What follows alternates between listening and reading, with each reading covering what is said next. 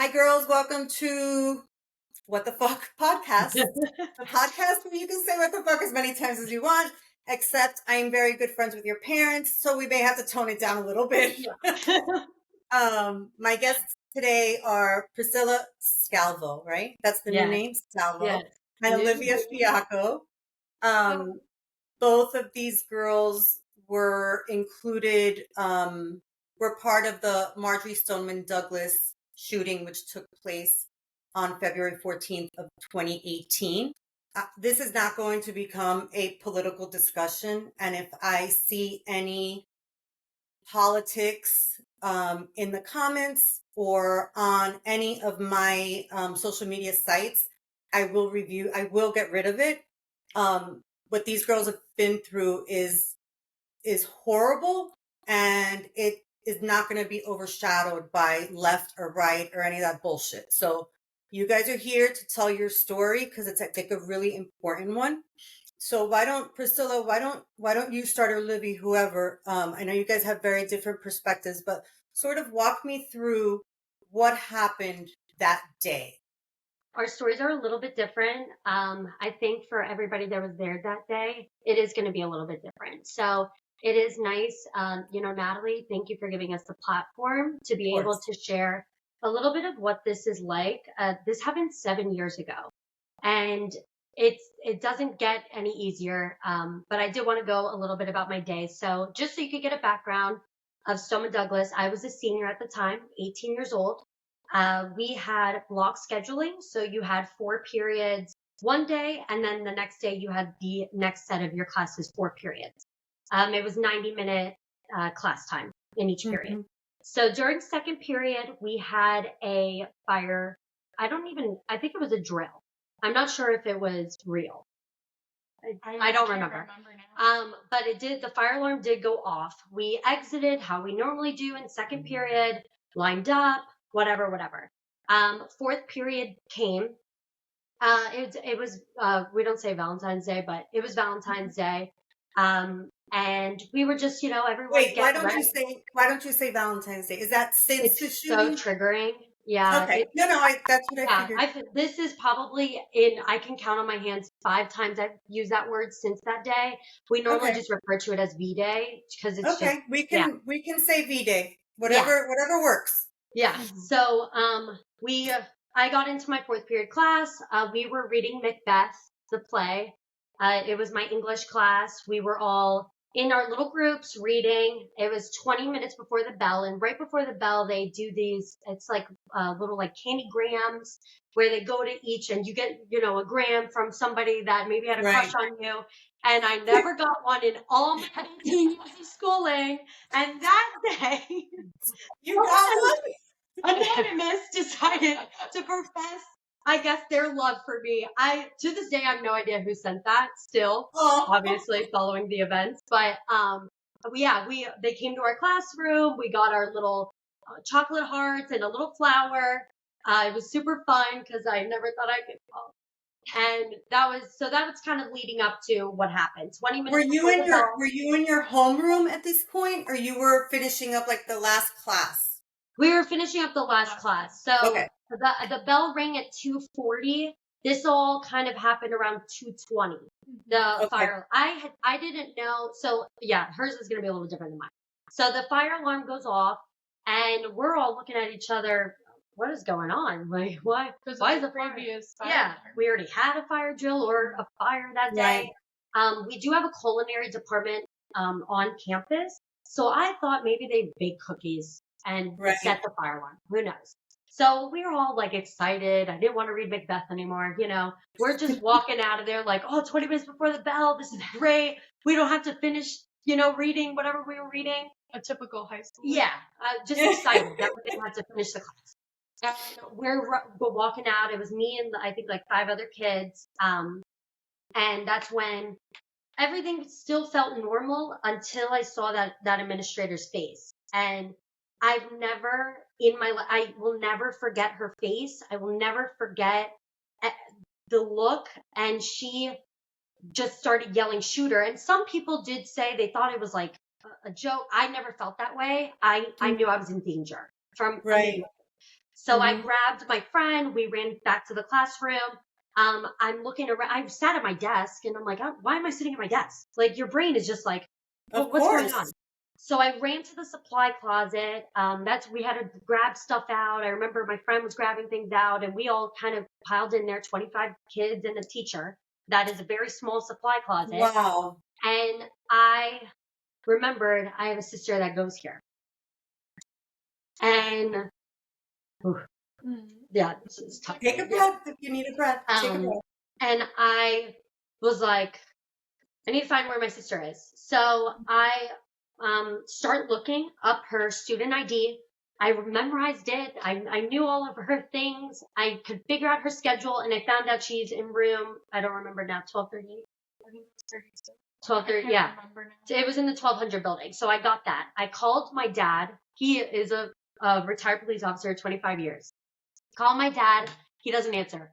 My dad never not answers, okay? This is unlike him. And of course, this is an emergency. I'm texting my dad, emergency, calling him, no.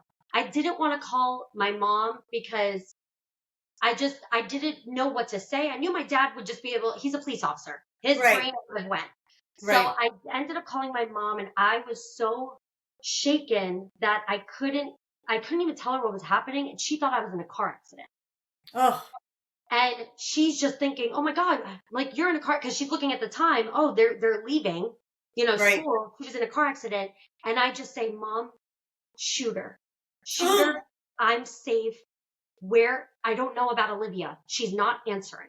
My mom's like, oh my God, and hangs up the phone. And then then things get a little bit blurry of timeline of events. I know, my dad called me. He ran to the school with his gun to, stop the shooter. He was off duty. Was he on duty that day or no? Yeah, he was on a motorcycle ride with his buddy, so that's why he didn't answer the phone. But yeah, he ended up just going right to the school. He didn't care. He wasn't allowed, whatever. He took his police car and just went there to get his girls. That was it. And I called my mom at one of the times and I told her, I stood up and that's when I found out everything. Olivia's in the 1200 building. That building is notorious for not having service. So Olivia was unable to communicate with us. I thought Olivia's hurt. Olivia's injured. Something is wrong and I'm not leaving until I get Olivia. I'm going in there. I don't care. I'll tackle the shooter. I don't care. Like that's my sister. So I told my mom I'm going. Like I got up, leave, and everyone's like, what are you doing? What are you doing? And I'm like, my sister's in the building. My sister's in the building that the shooter's in. I'm going.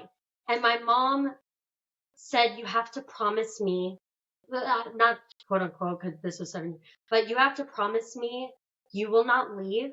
I cannot lose 2 kids today. Oh my God. Because we didn't know with Olivia. Mom's worst nightmare. Like, honestly. Yeah. Oh, absolutely. Yeah. So she made me promise her that I wouldn't leave. So I decided to stay put. And we got moved from different classrooms. They kind of counted us off to see how many kids were in the classroom. And then we got escorted out of the building. Once they had a safe route for us to go. And they said, don't kind of look around because there's, different things. And to this day, it's very triggering when V-Day comes around and we go to Walmart and stuff because all you see on the floor were teddy bears, cards, and you're stepping on all these things. And it's it's like something out of a movie almost. I don't know how the correct way to say this, but you're stepping on things that are supposed to be of love and of life, and you're running for your life. So those things are not the same. And you're running not knowing where your sister is or if she's hurt. What was the proximity of your building to the 1200 building? So my building was. So explain how it's all together too, and then the 1200. Yeah, building. it's all kind of connected. The 1200 building was always on its own. So there was 2 doors to the 1200 building. So in a sense, I think he picked that because you're kind of trapped in a way. That all the other buildings are connected and they're all like outside, like entryways. So if my building's here, there's a courtyard, and the 1200 building is over here. So we were a good distance from each other. When I was exiting the building, I didn't mention this. We did get word Olivia was okay. She was able to communicate to us from a friend's phone, and I knew she was safe. I just wanted to see her because I just want to make sure. Like, I remember there was a point in the closet I was thinking, I hope Olivia's hair is on her brush. I hope her toothbrush is wet, because if I lost her, I at least still had like a part of her. Like, I hoped my mom didn't do her laundry that day. Like, I hope everything was still dirty. I hope her bed wasn't. I thought of all those things, and still thinking I'm worried more about her. But then for me, it was like, I might die, because we didn't know where the shooter was. We didn't know what was happening. About your safety too. But in the moment, it was like, Olivia, Olivia, Olivia, until I knew you were good. And then I was like, okay, let me make sure I'm okay. And the police officers, when they were clearing the rooms, I'm 90% sure they did not say they're police. And we heard of them go next door. So I don't remember. They might have said that, but I didn't hear that. If they said how would you know? You probably wouldn't open the door. The same thing with me is all you hear is this loud pounding on the door. I remember me and my classmates, we just all huddled together. We were like, this is the end. Like, we're done. And I had the similar situation of, you see a barrel of like an AR-15 and you're like, this is it. Like, prepare. Okay. And I remember looking for like a textbook, because I figured that's so thick that if it hits my heart, maybe it can stop it. I know you can survive maybe a gunshot wound to the arm. Like, you start thinking about weird things. And that is what some people, the rooms that got shut up, that's what they were thinking about. I think they holding backpacks too? Or they were holding anything that they could, because they were under attack at that moment. And he kept coming, I think it was in the first floor, he kept coming back to the classes that he originally shot in. Yeah. So the shooter shot in that classroom. And these people are thinking, probably, I can't even imagine what's going through their heads. Like, we're done now. Like, he left, he went on. And then he comes right back and did it again. And it's just, and that's I'm telling you, Natalie, 6 minutes? No. If you told me that was 6 minutes, I could not tell you that did not feel like 6 minutes. Oh, I bet. I bet. Why don't Livy tell us a little bit about your experience and how that day started out for you? And so originally, I think all my single high schoolers, we can all agree to this, we hate V-Day. Because if you're single, everybody knows, like, you didn't get the rose that day. Or like Priscilla was saying, like, it's like the Bachelorette. So, exactly. So, like, I woke up that day and I'm like, I do not want to go today. But I was like, you know what? I'm going to go, like, whatever. Who cares? And just started out like a normal day. The fire alarm, like we said, I don't know. Again, we don't know if it's drill or not, but fire alarm. Then towards the end of the day, it got weird. So 2:20, like Priscilla said, we hear noise. Now, our first thoughts in our classrooms wasn't, this is a shooting, or this is a gun making this noise. We thought it was like, I don't know, sometimes you can hear construction out there, and they're just extra loud, or whatever is going on. Then the fire alarm came after that, but then the gunshots, like, it just kept going and going, and we're all looking at each other like, something is wrong. Like, what is going on? And so that's when I was, like, frozen in that time. I didn't know what to do. I didn't know where. I think I was just, I don't even know what was going through my brain. I'm just like, I don't know where to move. Basically. You were inside of a classroom, though, right? Yeah, we were inside the classroom. I was on the second floor, and I always told myself, like, thank God I was on the second floor. I feel really bad for the first floor and the third floor. Like, my God, I can't even imagine what those people have been through or went through or whatever. But the thing, why I say the second floor was the best spot to be in that situation, it's an awful situation. Awful. Right. The first floor, obviously they didn't know what was coming, didn't know what was going on. He walks in there and just starts going. Third floor hears the fire alarm, so they're all coming down the stairs and all getting out of their classrooms. I mean, the hallway must have been packed. Everybody Right. just running in every which way direction. The second floor, most of the floor was teacher planning, so not a lot of classes going on. So like meetings were going on, so there wasn't Right. like teachers had meetings or there wasn't classes going on during that time. So there was only I think 2 classrooms full of kids. 2 classrooms full of kids. It was my classroom and another classroom. And we got lucky because we knew we were in the middle, so we were knowing of what was happening below us. And we were, Right. you know, and the third floor, they just didn't know what was going on. So, I remember the walls were vibrating. It was awful. You just feel the vibration in the Did you walls. realize at one point these are gunshots? It's not construction or anything like that. Yeah, definitely after. So the fire alarm went off. Definitely after that point, we are all looking at each other like, Yeah. okay, this isn't a drill. Yeah, it's hitting and it's real and we need to stay quiet. So the walls were vibrating. I heard a scream, a girl scream, and then a gunshot after. It's just like, I can't even imagine what happened during that. So he was in the second floor. He was there for 44 seconds, I believe. I could be really wrong, but 44 seconds. And he was looking through my door. Like you have the glass, like a little glass. thing. Yeah. And at this point, the door was locked? The door is locked. You know, we took all the precautions that we could, but like I said, it doesn't matter. Yeah. Like I said before, I was at that wall that if he wanted to shoot, he got a perfect shot of 3 people. Yeah. Right there. And so, you know, he tried to open my door. It was locked. And then he realized that the second floor was not where to be, and the shooter went to the third floor.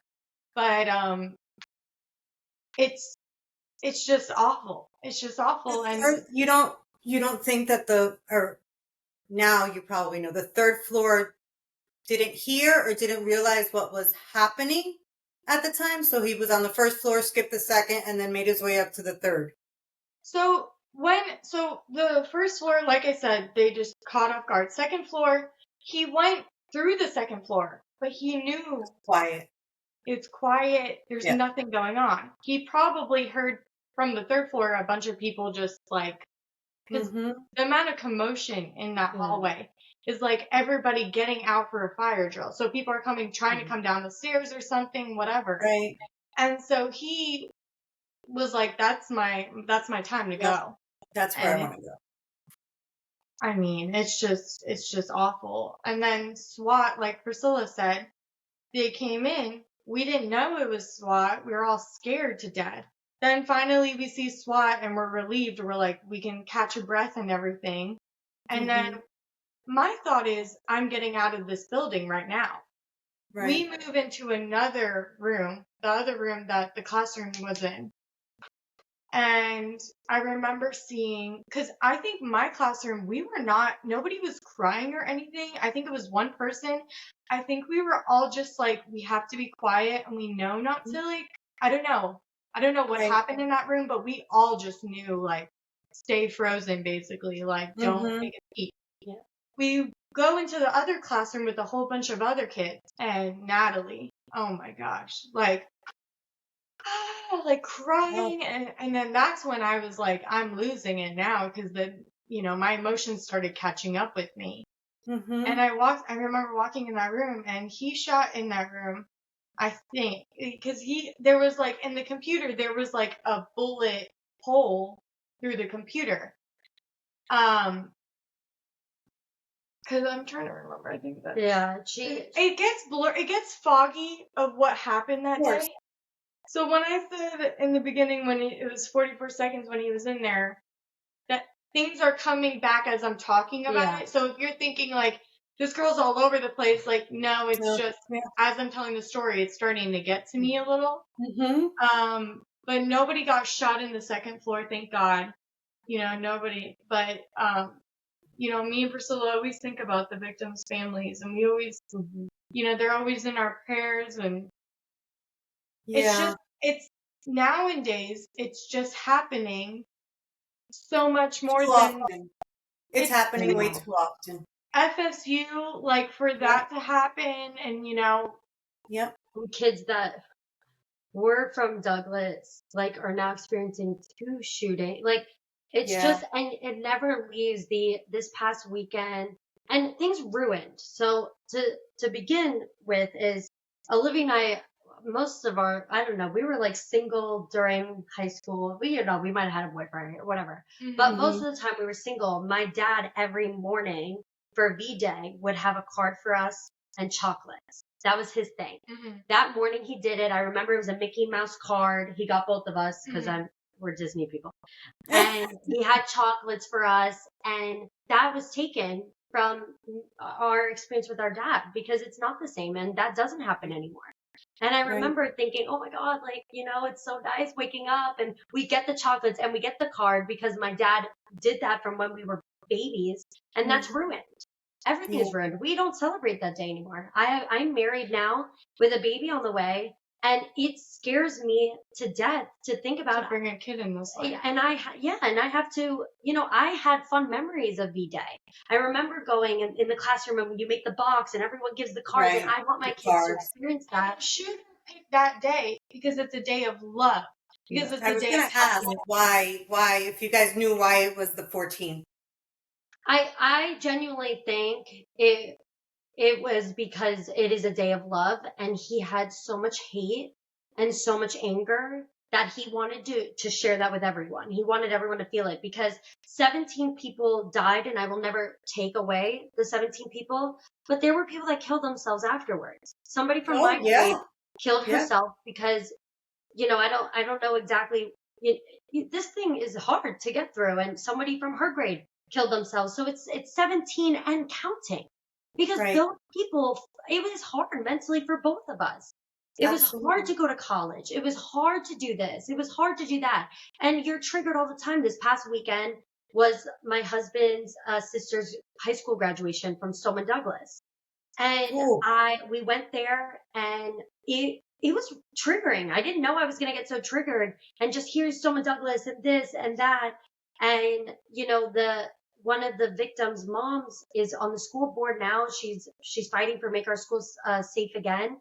And she had to speak, and I started bawling. And she didn't even talk about losing her daughter. It was just, how do you do that? How do you keep going, you know? Well, I completely agree. This is a pandemic at this point, right? And I don't have the answers. There are a lot of smart people that should come up with answers to this because it's not fair, right? It's not, you go to school to learn. Even with my youngest, when I get the text message that says there was, you know, we had a shooter drill today, and I'm like, what the fuck, shooter drill? Who, like, we used to pull the fire drill to like get out of a test or something, and we didn't have any kind of, you know, shooting drills and I asked him, I said, well, what do you do? And he's like, well, we're taught that we all huddle together. We have to stay quiet. You're not allowed to have phones in school. Right. But it's just sad that these drills now start at a very, very young age. Right. And I think, you know, I posted something yesterday about we need to start addressing mental illness way sooner than when you're already broken, right? And we've got to remove that stigma because clearly the people that do this are not well, right? Who knows what their background was, and I'm not making any excuses. No. But if we could catch those people a little bit earlier, right? And even, you know, I was doing some research before I spoke to you guys, and there was 3 things that I wanted to mention that happened after your school shooting, because I think out of all the shootings, I think that yours had the biggest impact afterwards because you had kids your own age that were walking up to Washington and just had these balls, to say, no, this isn't okay. And, for me as a mom, I'm tired of praying for, and I'm tired of, we stand with you, and we've got to do something, right? So, there was a system created after Sandy Hook called Alert, and there are cameras inside the room that communicate with law enforcement, where the minute you trigger something, they now have eyes inside the classroom. And it was, I forgot his first name, but Meadow Pollock's dad provided a grant that every school in the United States would be equipped with this software and this equipment. So it's little things like that I saw. Not to say that there's anything ever, good about a school shooting. Yeah. For whatever reason, I think Stoneman Douglas opened up so many eyes, more so than even like Columbine. And that was, in the 90s. And I don't know what it was. I really think that the students becoming activists and speaking so eloquently and getting on the news, it was just impressive. It was impressive. Yeah. It really was. What talk to me a little bit about like the day after and then like the week after, because I imagine, if I were in your shoes, I would like to think, just fast forward 2 years. Fast forward 2 years so I don't have to, think about this. Yeah. But you have to go through the pain and you have to grieve. So tell me a little bit about that.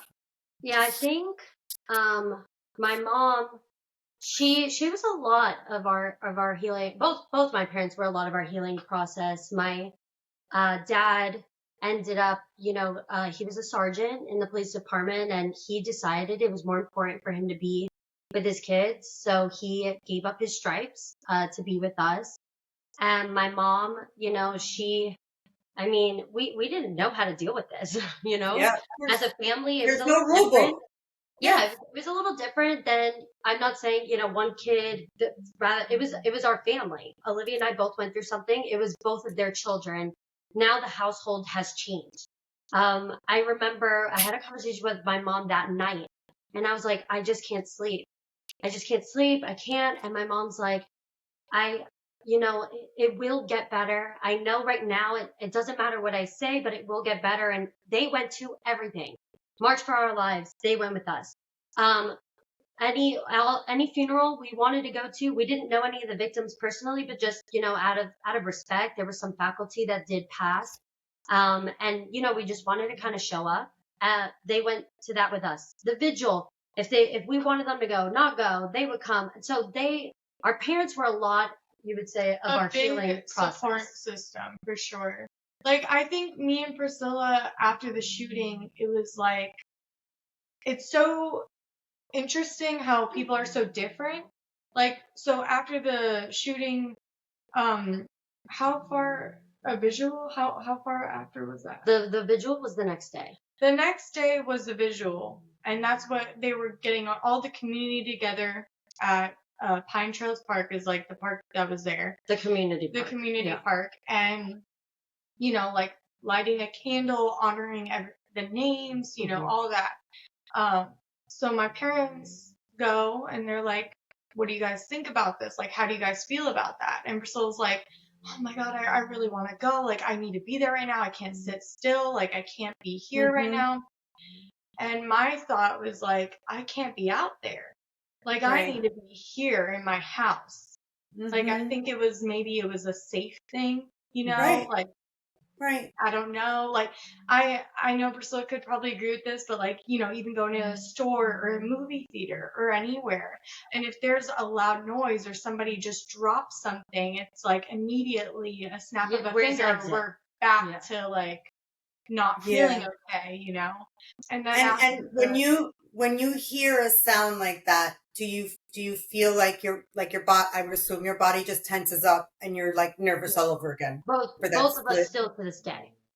So fireworks have gotten a little better. I've learned to kind of look more, and then you associate where the sound is coming from. Like, I see the firework in front of me, I'm looking at it, that's where the sound. But if it's something is a bang, I'm like, oh my gosh, where's like the panic where do we go?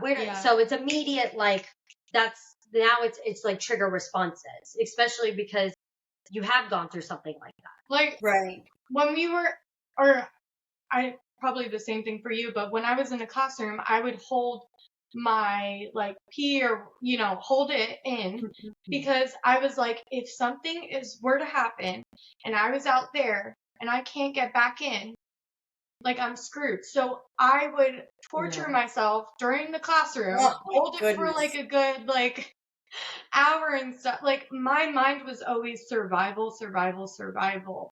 Like, it was never like, you're calm now, like, you're good, like. And I think Priscilla could agree to that. Yeah, I mean, it was the same. Even, I know you asked, how did this look, the day after, week after. Yeah. No, that's fine. Yeah, but Olivia and I slept in this. Oh, yeah. She slept in my room for 6 months. 6 months. 6 months. She couldn't go back to her own room. Every night, to this day, I can't watch Tinkerbell. So let me give a backstory. We could not fall asleep unless there was something on TV. Olivia decided to sleep in my room that night, and then she didn't leave for 6 months. You didn't kick her out. Well, I mean, I wanted her too. I need you both, I remember there was a time she didn't want to leave, and I wanted her to leave, and then when it got to the end, she wanted to leave, and I didn't want her to leave. And I'm like, please. Listen, my little guy was sick yesterday and crawled right into bed with me. Yeah. And I did not complain about it. So we couldn't fall asleep to anything. And I was trying to think of what's a movie that really doesn't have any violence, negative, because everything's a storyline, right? Like the evil person, whatever. So Tinkerbell only has that one bad fairy that's mean. The sassy fairy. The sassy fairy. We watched Tinkerbell every single night for 6 months. That's the only way we were able to fall asleep. That now, if I hear Tinkerbell, it is triggering. Wow. Did you guys go to therapy right away or no? So again, this is different. For me, a year later, I ended up going to therapy. I did EMR training, which is like you hold, Yeah, so it's, I don't know. That's going to be a podcast. We'll do another podcast with that. Yes. So I did do that for years. I don't even know how long I went, maybe 4 years, 5 years. I went to therapy for a while. I stopped recently only because I'm looking for, a little something different. But yeah, she helped a lot with a lot of different things. But it was still, I don't know. I don't know I don't know anything could 100% heal you. And I was looking for that. I was looking for 100% healing. Yeah. No. And it did help you cope. Like, I remember she would tell me, go in a safe space when you ever feel like that. And again, I'm a Disney girl. So for me, it was Disney. And she'd be like, what do you smell? The popcorn. What ride are you going to? Space Mountain. Okay. So I'm getting triggered, like, in the middle of a club. And I'm like, Disney, popcorn, Space Mountain. This guy's like, I wonder if he likes me. And then she's like, I'm in Disney. Okay, she's on drugs. Stay away from her. That girl, she's got a screw loose. But for you, it was different. Yeah, for me, this was like another like different situation. Like, so I never got therapy, even like till this day. I remember like the school provided wellness. They were not licensed therapists. I think the school messed up in this way. The school did a lot of great things. They brought in therapists that were not licensed. It was just people trying to help people. Yeah. And the way Olivia had me sit in on a few sessions. Yeah. Okay, yeah. You did. Okay. And it made her feel better, I think, to have me sit in. And the things they would say to her is, I know your sister is now going to college, but she was your advocate during the shooting. How are you going to feel now that she's leaving you? Oh my goodness. It was like, I think it mortified me. And it was like, why did you say that? And then my mom was like, do you want to see a therapist? And I'm like, there's nothing against therapists. I just had a bad. But that's not that's not a true therapist. That's No. not how it goes. Exactly. And I'm sitting next to her, and she goes, "Do you feel bad to leave your sister?" No, I feel great. I know. feel great. Now I'm like, should I not leave for college? And she's at the time, I'm a senior in high school when the shooting happened. She was a sophomore. So she's Right. 2 years, for everyone that doesn't know, 2 years younger than me. Mm-hmm. So I'm like, okay, I guess, man, I should stay because the therapist is She's making like, it. okay, we emotionally damaged this sister. Now we got this. So I think the school messed up. They should have brought in I real agree. therapists, like trauma therapists. I didn't realize that they didn't do that. No, That's they made bizarre. Yeah, and it was hard even going back. I understand they need it. Though here was different with this case is the shooter didn't kill himself and he didn't get killed. So Right. the building just recently got taken down. I only had to go for a few more months because I was a senior. Yeah. She had to go another 2 years to see. Yeah, I don't know why they didn't demolish it like within that summer and then built the memorial. What happened? They needed evidence. That it was evidence. Oh, I didn't think about that. Yeah. But the building was never used again. No. Right. Everything was still in there. I had a Holocaust class in there, and my teacher she got all these Holocaust books that you can't really get. I don't think she ever got those back because if they had blood on it or something, everything was taken for evidence. And then by the time I don't think they had the AC running in there. It was rats. It was like, yeah. So everything in there kind of got destroyed.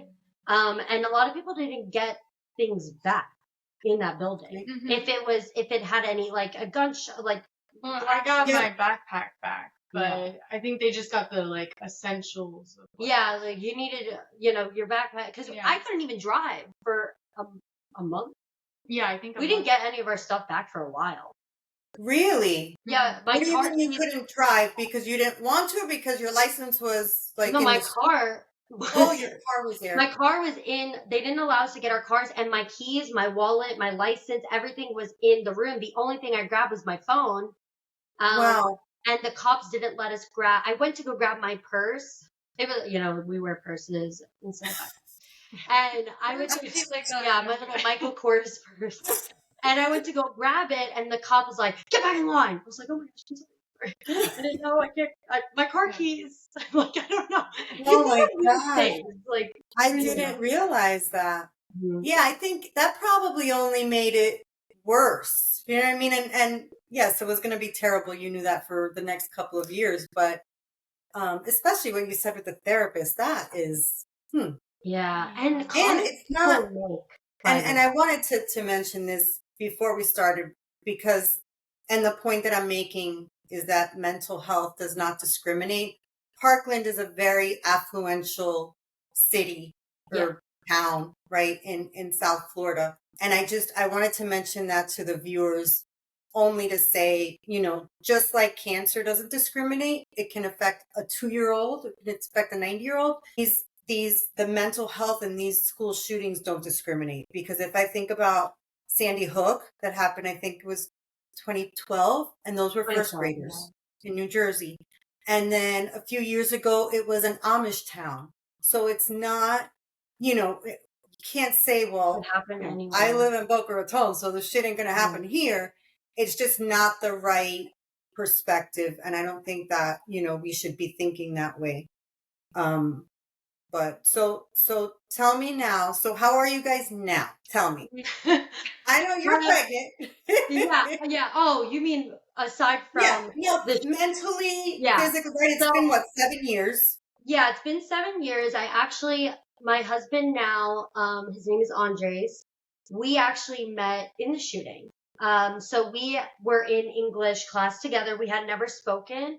After the shooting happened, we became friends. And we kind of helped. I think we trauma bonded for honestly, because we went through the same situation. We were both in the same closet. It was the same classroom. And that ended up evolving a few years later. Was he getting frisky in the closet with you? No. That's Okay, go no, ahead. yeah, I promise. We were on opposite end. No. It was like a few, yeah, it was a few months. I think like in May, we kind of connected. And then a few years later, we reconnected in college. And yeah, now we're married. I've been there through the whole thing. Yeah, Olivia's been through the whole thing. I'm pregnant. So I'm You've 25 always been now. close. You guys have always been close, though. And I mean, Yeah. you're like 18 months apart. Aren't you like really close in age? 18 Yeah, we're months apart? 2.5 years. Two and a half. Yeah, that's close. So, Livy, how about you? How's life now? What, Yeah. how are you? You graduated from college. Yes, I graduated in December, so we love that. Congratulations. What did you study? Psychology. Funny Good enough. for you. Funny Good. enough. No, yeah, That's I've been staying busy. I just got a new job 2 months ago, and it's a clinical review specialist at SMA. Oh, good for you. Thank you. Good for you. Yeah, I've been like, not to like bring up the shooting again, but like just like No, that's okay. there was like a fire alarm that just went off like at my new job and everything, and so I kind of like it's still like to this day kind of a little bit triggering with stuff and everything. Yeah. But I have Priscilla's baby coming soon, so I'm like excited about that to be an aunt and everything, and Good. yeah, I can't complain. I have Abuela nearby. I She's have the best. She's the I best. have Grandpa nearby, so it's like when A everybody's lot of together, support. it's nice. You guys have a lot of support. Yeah, we're all within 15 minutes of each other. So I did just one last thing in closing. I don't think you guys have talked about this too much about the shooting, right? Does it make you feel better to talk about it like on a podcast, or is it still weird? Yeah, for me, the way I get through anxiety or if I have stress, anything, I have to talk.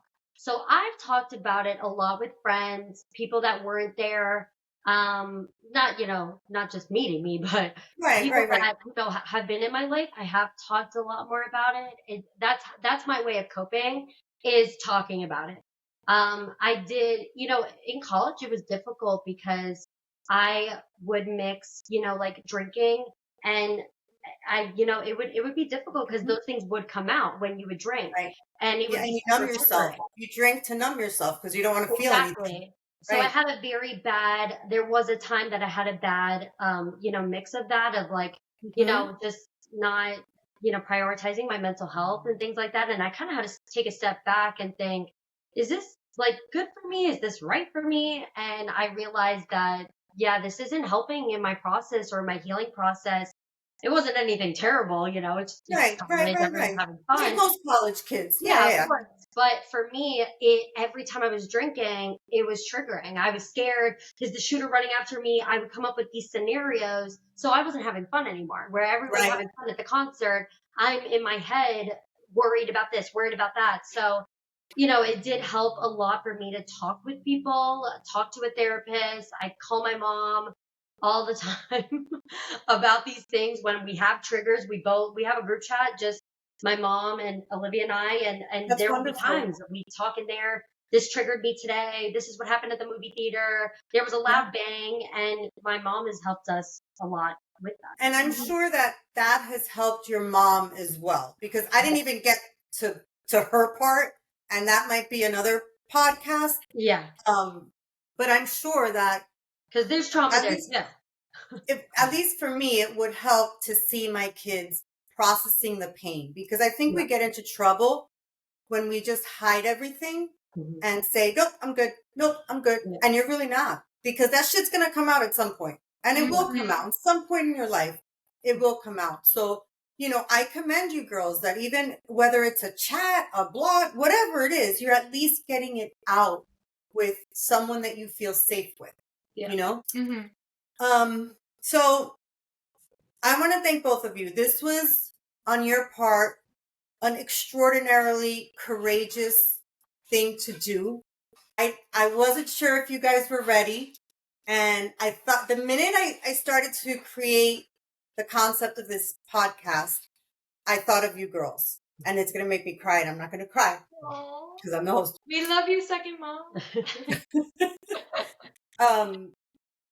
You should be so proud of yourself that you guys have come such a long way.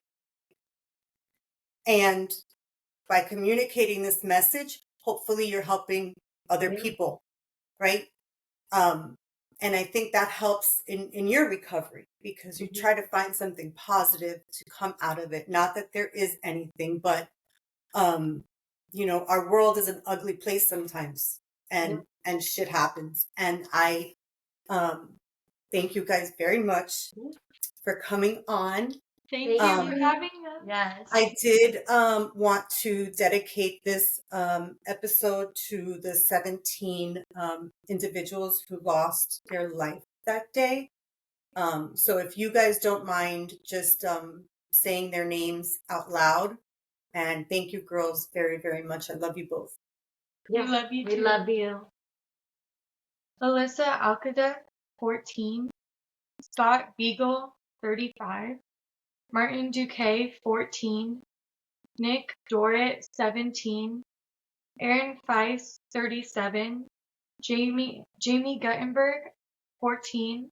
Christopher Hickson, 49. Luke Hoyer, 15. Kara Logren, 14. Gina Montalto, 14. Joaquin Oliver, 17. Elena Petty, 14. Meadow Pollack, 18. Helena Ramsey, 17. Alex Schachter, 14. Carmen Shentrup, 16. And Peter Wayne, he was 15. May they all rest in peace. Thank you, girls, for attending. And I love you both very much. Love you too. We love you. Bye. Thank you.